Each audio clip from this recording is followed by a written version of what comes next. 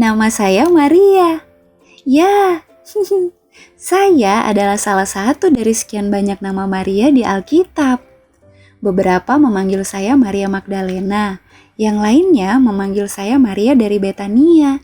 Sebab saya sempat tinggal selama beberapa waktu di Magdala dan kemudian kembali lagi tinggal di rumah saudara-saudari saya di Betania. Beberapa orang menyebut saya saudarinya Marta dan Lazarus.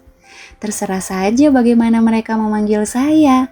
Yang penting bagi saya, Yesus tahu nama saya. Mau dengar cerita saya? Mari bersama saya dan saya akan menceritakannya.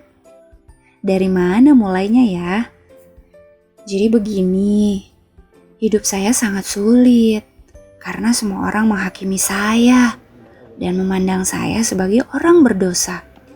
Saya pergi jauh dari Betania karena saya melakukan beberapa hal buruk. Sekarang kalau saya pikir itu semua dimulai oleh Paman Simon. Apa yang dia lakukan? Saya pun merasa hina.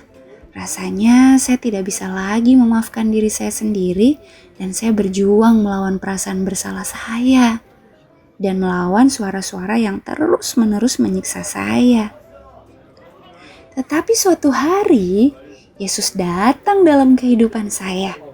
Dia melihat saya di Magdala dalam kondisi yang menyedihkan itu, mengenali saya dan membebaskan saya dari 7 roh jahat yang mengendalikan saya. Dia membuat saya merasakan bahwa saya ini berharga di mata Tuhan. Dia memberi saya hidup baru.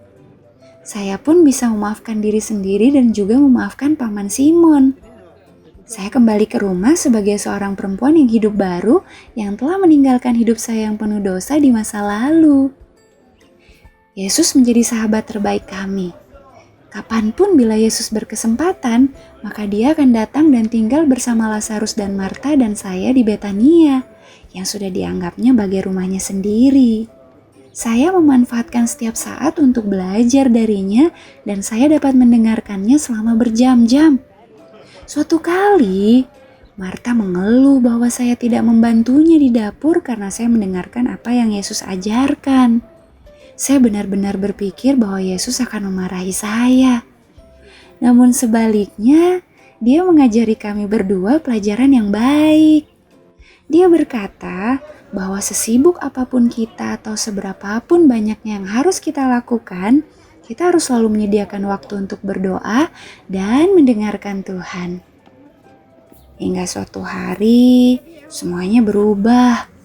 Lazarus sakit parah, dan meski kami telah mengirim pesan kepada Yesus, dia tidak datang tepat waktu. Kami menunggu dan menunggu, tetapi Yesus belum datang juga. Akhirnya, saudaraku Lazarus meninggal. Kami harus menguburnya. Rumah terasa begitu kosong tanpa dia, dan kami semua sangat sedih dan kecewa. Meskipun kami tidak tahu mengapa Yesus tidak datang, namun tentu Yesus punya alasan untuk menunda kedatangannya sampai 4 hari setelah penguburan Lazarus.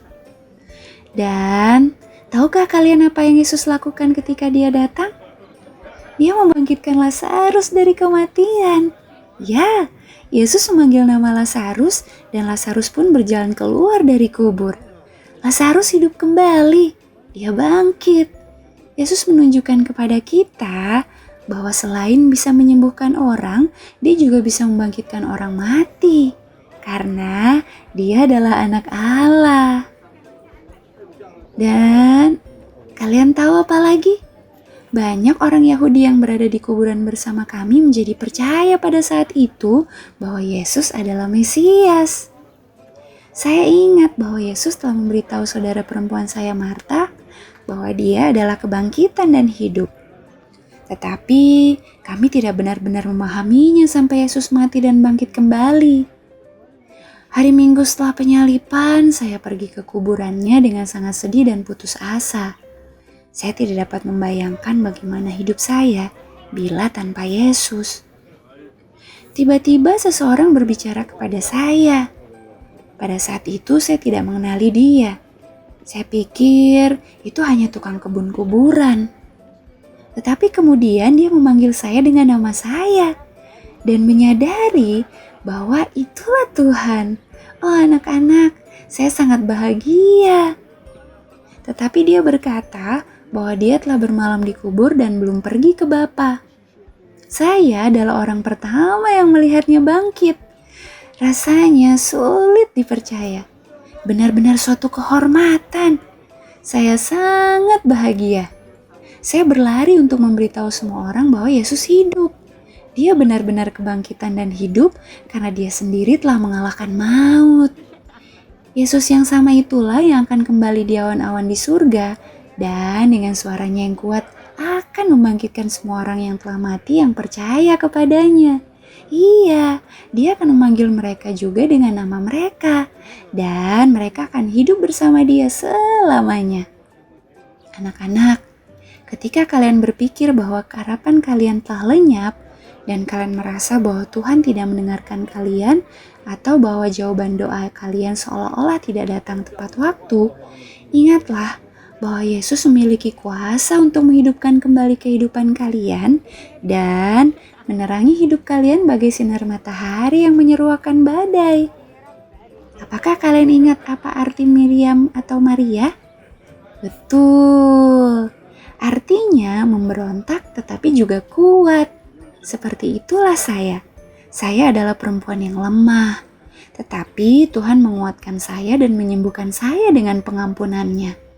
Tuhan mengubah saya dari perempuan pemberontak menjadi perempuan yang merdeka di dalam Yesus. Itulah mengapa saya ingin selalu dekat dengannya, karena saya menerima dia sebagai Raja dan Juru Selamat saya. Makanya suatu hari dengan semua tabungan saya membeli wewangian yang sangat mahal dan mengurapinya kepala dan kakinya. Sekarang ketika saya renungkan, ternyata saya mengurapinya di tempat yang sama di mana dia nanti akan terluka oleh mahkota duri dan di mana paku-paku akan menusuk di kakinya. Kenyataannya, ketika kita bersyukur dan melakukan sesuatu karena kasih kepada orang lain, tanpa mementingkan diri kita sendiri, maka kita akan menjadi bagai aroma wangian yang saya tuangkan, yang naik ke langit dan membuat Tuhan tersenyum. Apakah kalian ingin menjadi bagai wewangian yang harum itu yang menyenangkan Tuhan? Kalau iya, biarkan dia mengubah hidup kalian. Dan kalian pun akan naik bersama dia ke awan-awan di surga untuk hidup bersama Tuhan selamanya. Saya sangat berharap bisa bertemu kalian di sana. Amin. Sampai jumpa anak-anak.